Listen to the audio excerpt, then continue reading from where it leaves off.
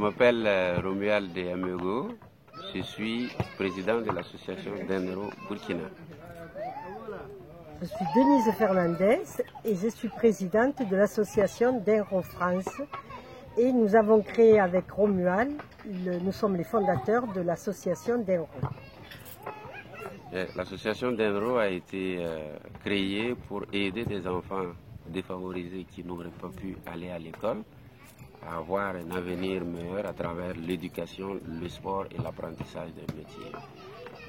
Pour réussir la mission, nous avons pensé que c'est mieux qu'ils partent de la maternelle, puisque le français n'étant pas leur langue maternelle, et avoir une initiation à la maternelle pour mieux comprendre les études et pouvoir aller jusqu'au bac chez nous ici.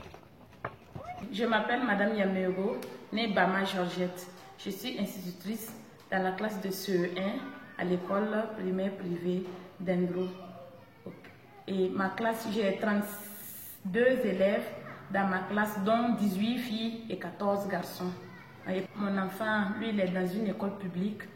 Dans leur classe, ils sont 114. Et par rapport ici, on a eu un effectif de 32 élèves.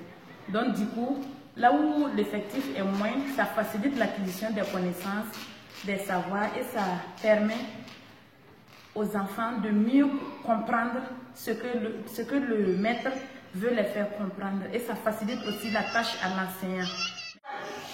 Tu veux bien.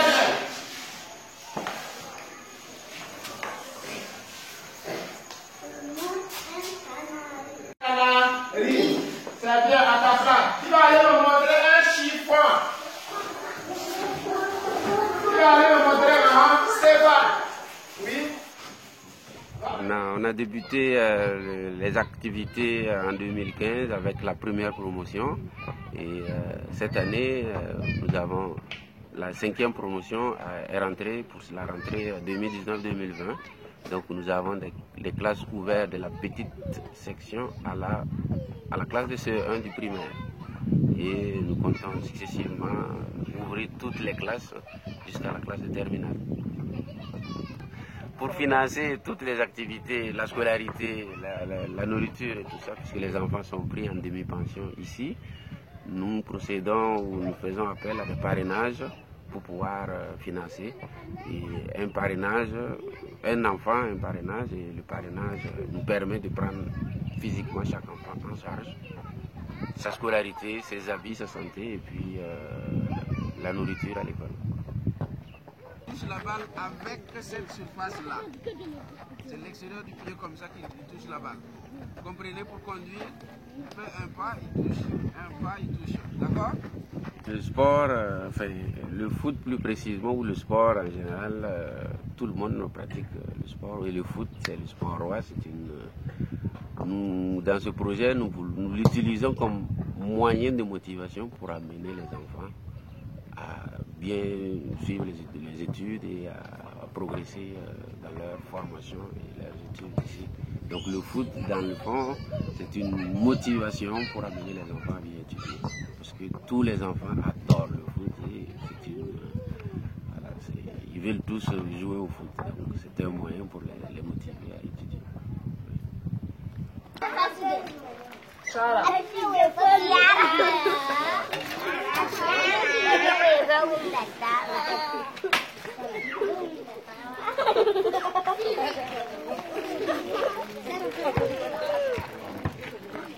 Une journée d'un enfant se déroule le matin. Ils n'habitent pas tous près de l'école. Donc nous leur avons attribué des vélos au travers de dons qui ont été faits par des soutiens de l'association. Donc ils arrivent à vélo à l'école et à 10h, leur cours commence à 7h30 et à 10h on leur donne une collation puisque tous ne prennent pas leur petit déjeuner chez eux. À midi, ils ont leur repas qui est offert dans le cadre de leur demi-pension et ensuite ils repartent le soir à 16h. Au primaire, ils ont des activités supplémentaires avec le foot, 2 soirs par semaine, de 14h à 17h pour les perfectionner. dans cette discipline. Et il y a depuis cette année au CE1 aussi des cours de musique traditionnelle et de danse traditionnelle.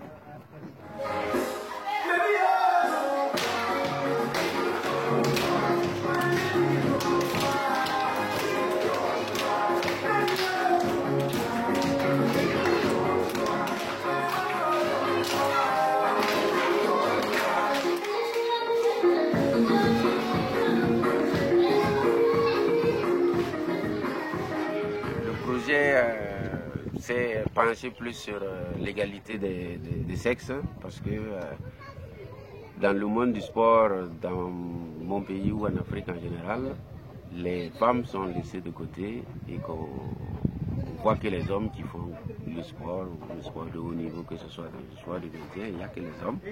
Et notre idée, c'était pas de venir entrer dans la même vision, c'est d'ouvrir les yeux un peu sur l'égalité des genres, que les femmes comme les garçons peuvent faire les mêmes activités et être aussi efficaces, quel que soit le sexe de la personne.